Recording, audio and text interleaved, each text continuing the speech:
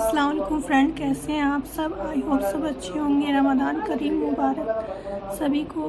اور یہ دیکھیے ہمارے گھر میں تراویح نماز چل رہی ہے اور اللہ کا شکر ہے، الحمدللہ بہت بہت مبارک۔ میرے دیور حافظ قرآن بن گئے اور سبھی کو تراویح پڑھا رہے ہیں۔ اور یہ تراویح نماز آج ختم ہو گئی ہے، تو بہت مبارک ہے سبھی کو۔ دو حدیثیں پیش کی ہیں، ایک ابن داؤد کی روایت ہے اور ایک ابن ماجہ کی روایت ہے۔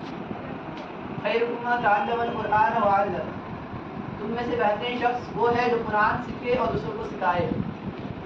انما الاعمال بالنیات، اعمال نیت نہیں صحیح ہے۔ نیت میں جیسے کہ اگر کوئی 10 روپے فقیر کو دیتا ہے تو اس میں دکھاوا کے لیے دیتا ہے۔ نیت خالص ہو، 1 ہی روپیہ دیں گے تو اس میں ثواب ملے گا۔ اگر 10 روپے دکھاوا کے لیے دیں گے تو اس میں ہم لوگ ثواب جو ہے بہت بڑا گناہ اور اس کا عذاب ہوگا۔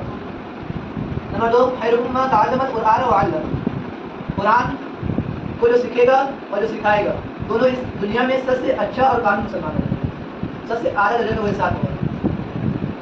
ایک بار قرآن میں الف لام میم یاسین طٰہٰ نون ایسے بہت سے حرف ہیں، اسے حروف مقطعات کہتے ہیں۔ تو اس کا معنی کوئی جانتا نہیں سوائے اللہ عز و جل۔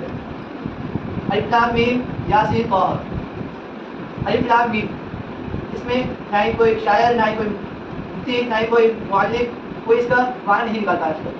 پر کسی ایک انسان نے، کسی مفتی نے اپنی دل کی وجدانیت کو اس میں اظہار کیا ہے۔ الف لام میم، یہ دن بہت چھوٹے ہیں مگر اس کی مطلب اس کے گہرائی میں جائیں گے تو بہت بڑا مطلب نکلے گا۔ الف، مجھے اللہ نے قسم کھائی ہے، الف مجھے اپنی الوہیت کی قسم، لام جبریل امین کی صداقت کی قسم، اور میم محمد کی قسم۔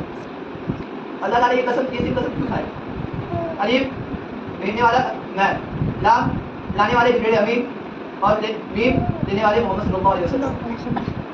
اس کے آگے بڑھتے ہیں تو آگے کی آیت یہ ہے، ذالک الکتاب لا ریب فیہ ھدی للمتقین۔ اس کا معنی، اس کا ترجمہ یہ ہے کہ اس میں کسی طرح کی شک و شبہ کی گنجائش نہیں ہے، اور یہ کتاب متقین کی ہدایت کے لیے آئی ہے۔ جب اللہ تعالیٰ کے دن کا اس میں کھا لیے تو اس میں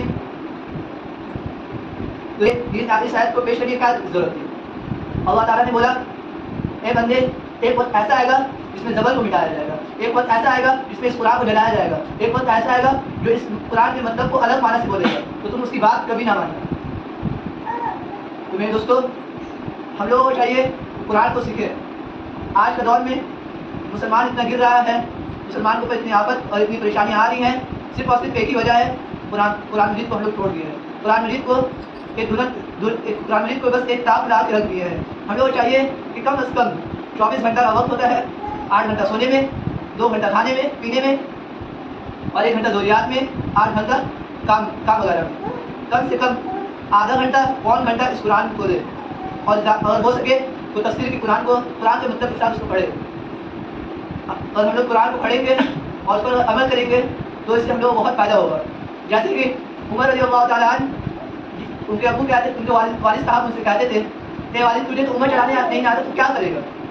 جب انہوں نے اس قرآن کو سنا، پھر اپنی بحث سے اس قرآن کو سنا، پھر محمد صلی اللہ علیہ وسلم کے پاس جا کے وہ ایمان لائے، پھر انہوں نے قرآن کو حفظ کیا اور قرآن کو سمجھا، جب قرآن کو وہ اوپر عمل کرنے لگے تو وہ 4 مربع میل کے بادشاہ، بلکہ ان سے تو شیطان بھی ڈرتے تھے۔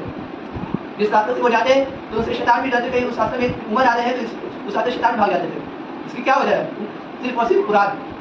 ہم لوگوں کو چاہیے کہ زیادہ سے زیادہ قرآن کی تلاوت کریں۔ اللہ تعالیٰ ہم لوگوں کو قرآن مجید کی تلاوت کرنے کی جسارت عطا فرمائے، آمین۔ اور ہم لوگوں کا بہت بہت مبارک ہو میرے دیور کو تراویح نماز کمپلیٹ کرنے کے لیے اور حفظ قرآن کرنے کے لیے بہت بہت مبارک ہو، اور سبھی کو تراویح کی نماز کمپلیٹ ہونے کے لیے بہت بہت مبارک ہو۔ بسم اللہ الرحمن الرحیم، قل یا ایھا الکافرون لا اعبد ما تعبدون ولا انتم عابدون ما اعبد ولا انا عابد ما عبدتم ولا انتم عابدون ما اعبد لکم دینکم ولی دین۔ بسم اللہ الرحمن الرحیم، قل هو اللہ احد اللہ الصمد لم یلد ولم یولد ولم یکن له کفوا احد۔